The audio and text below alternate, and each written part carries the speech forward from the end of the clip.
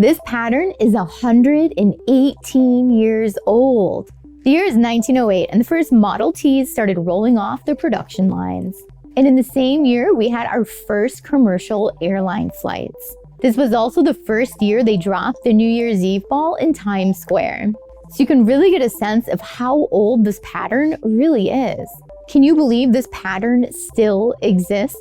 It's literally a historic artifact of fashion and sewing history. And I really want to sew it up, but I do not want to ruin it. The paper is very fragile. It's all kind of crinkly inside of the envelope.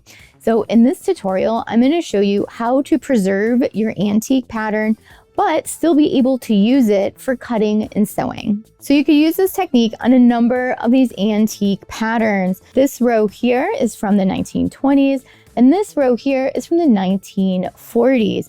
And you're gonna notice there's tons of different pattern companies that don't exist anymore. This pattern here is from the Ladies' Home Journal. This one here, Vogue, we're very familiar with that. Down here we have Advanced, we have Superior, we have Ann Adams patterns. This one here is from the American Fashion Company publication. I've never even heard of that one before. Today I'm going to be demoing the process with this pattern here from the Ladies' Home Journal from the 1920s. I chose this pattern because it has fewer pieces and I can really go into detail with you without having to go over every single piece. Now it's time to open it up and take out all the pieces, which I haven't done before. So we're gonna hope that all the pieces are here. So we are going to, oh, pieces aren't even in the envelope. Excellent. They were just in the package. So when we start carefully opening these up, you're gonna notice that they are creased, and just go slow. Sometimes little pieces are folded back on themselves and you don't want to rip anything. And you're going to notice that the pieces have numbers in them with perforations. So this one has a 3 in it, and then there's a big hole up here, and then there's another hole over here. And these are telling us where our seam allowance is at on the pattern. You're gonna see different marks on these antique patterns that are telling us things. So there's gonna be a little chart inside that'll tell you what all of these little perforation dots mean. Just real quick before we move on, if you're enjoying Sewing Anastasia, make sure you like and subscribe. It really helps out the channel a lot. And if you want to learn more about sewing, make sure you check out our online and in-person courses. There's links down below for everything. Now let's get back to our antique pattern. So this here, I believe, is our waistband. And you can see we've got these sets of 2 dots going across. We've got these bigger holes. And up here, we've got the shape. Now, something really interesting about antique patterns is that they came cut out and they only came in one size. So you weren't having to cut around a inked line. There's no ink on these patterns. They're pre-cut out, and any indication is indicated with dots.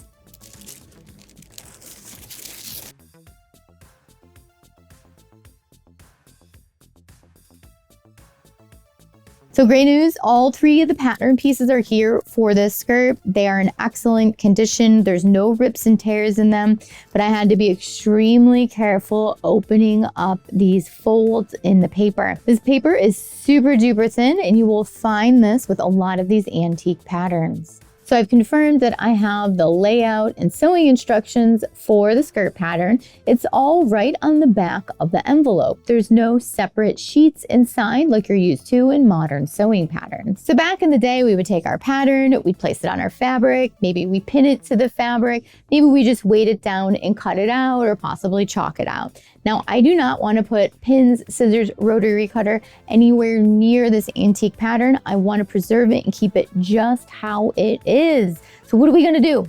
Well, first thing we're going to do is iron our tissue paper. We're going to do this because we want to get all of these creases out of the paper, so that way we can make our pattern as precise as possible by flattening it.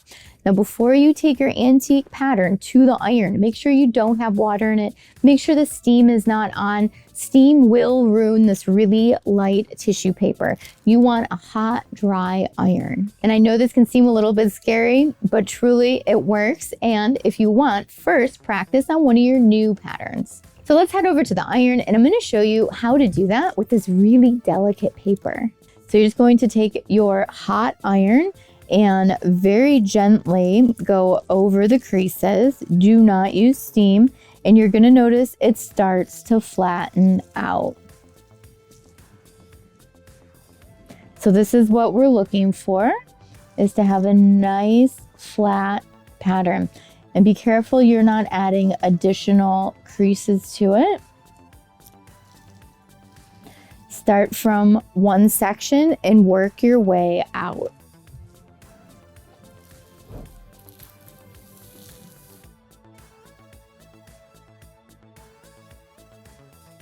Once you've ironed flat from one side, I recommend turning it over because the creases are going opposite directions.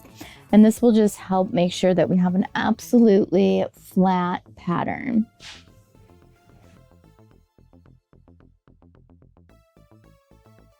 Once you have your pattern flattened out, you'll really start to notice all the holes, the perforations in the pattern piece. So you're going to want to go ahead and do this to all of your pattern pieces. So you'll notice that there are still what are looking like creases in it. It's not completely flat looking. And that's just because it's over 100 years old. So it's not actually taking up any space with like a giant crease in it. It just kind of has a little bit of shape there, but it is flat. You just really want to make sure you're not overworking the paper and changing its shape. So you can really see how flat this pattern piece is compared to the other ones that we've unfolded. So even though I've got slight creases here, it is much, much flatter. Now our pattern is all ironed flat. So like I said before, I do not want to pin this pattern or use this on our fabric we're cutting out because I do not want to ruin it. I don't even want to risk it, even though I think maybe I wouldn't hurt it. So what we're gonna do is we're gonna transfer it to new paper.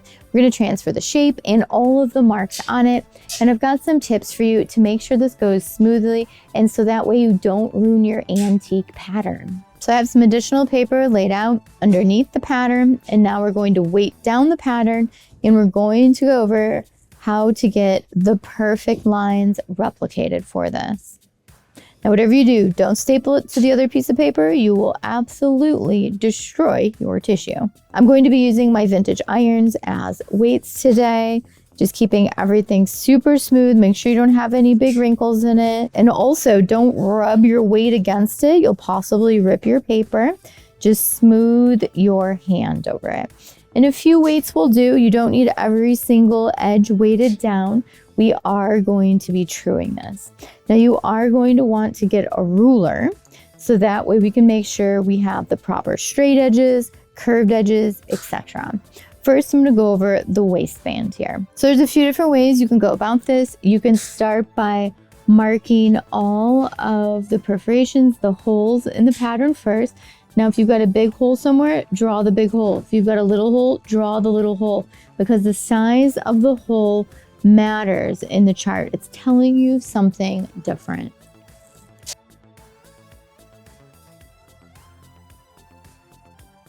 Now you might notice that you have some triangle notches. Also draw those in. Those are also indications on your pattern. I have a couple down here. Now that I have all of the marks on the inside of the pattern marked, I'm going to work on the outside of the pattern. I'm just going to move these pieces out of the way. Now try and line up your ruler the best you can with the shape that you have. And then go ahead and run your pencil right along there.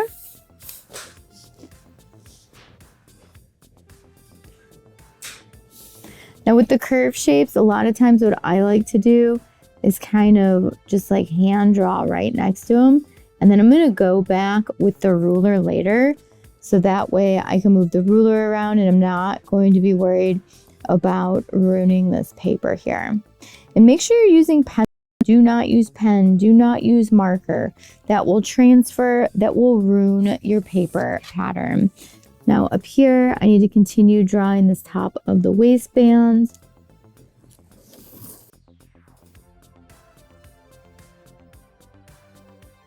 Now I'm going to draw the bottom of the waistband.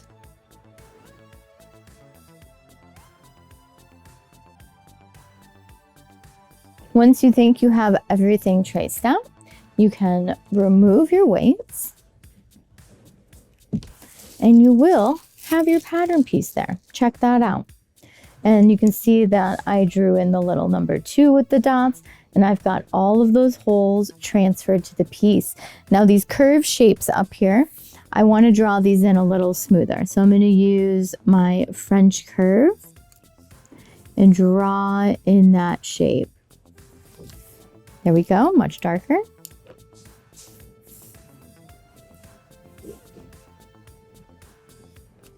Keep moving your French curve until the shape lines up, and then draw. There we go. So now this piece is ready to be cut out. Now I'm going to move on to the other 2 pieces, and I'm going to do the exact same thing, transferring all the little dots within the pattern piece, making sure I draw my perimeter lines and any other slash lines or indications on the pattern that I need to mark. So now I have all 3 pieces traced out, and when I remove the original, you can see that we have our new pattern piece here, and we have all of the dots and notches and shapes transferred. So I'll go ahead and remove the big one as well so you can see it. You can see I've got the curved shape in the middle, I've got all of these dots on it, and then I'll remove this little flap piece, and you can see it's an exact replica of it. Now I need to fold these back up, trying to follow the original folds and put them back essentially where I found them. But we've done it. We've replicated this pattern so that way we can use it again and again and again. And we don't have to worry about destroying our antique pattern. Hopefully it lasts another 120 years. And to sew this, we're gonna have to decipher all the information on the pattern, reading what everything says, what all of the dots mean. And when we flip it over, we have some brief sewing instructions and some more layout. So we need to start deciphering all of this before we can start cutting or sewing. And we are going to do that in a separate video. We are going to go over deciphering this antique pattern, how to read it properly and get it sewn up, and even add maybe a few modern sewing techniques to it. So make sure you subscribe to Sewing Anastasia and hit the notification bell so you know when that new video comes out. And then after that one does come out, there will be a link down below in the description for it. So make sure you check it out. So in this tutorial today, you got to check out some awesome antique sewing patterns, and you got to learn how to preserve them so that way you can actually cut and sew them up. If you have any questions about the process, leave it down below in the comments and I'll get back with you as soon as I can. And if you're enjoying Sewing Anastasia, make sure you like, subscribe, and hit the notification bell so you know when the new tutorials come out. And if you're already a subscriber, thank you so much for watching today. These videos are for you guys, so let me know what else you'd like to see down below in the comments. And if you want to learn more about sewing, make sure you check out the online and in-person classes here in Chicago. There's links down below for everything. And we even have an online sewing club where you get a new pattern and tutorials every month with access to our Discord community. So I hope you check it out. There's links down below for everything. Have a great day. Bye.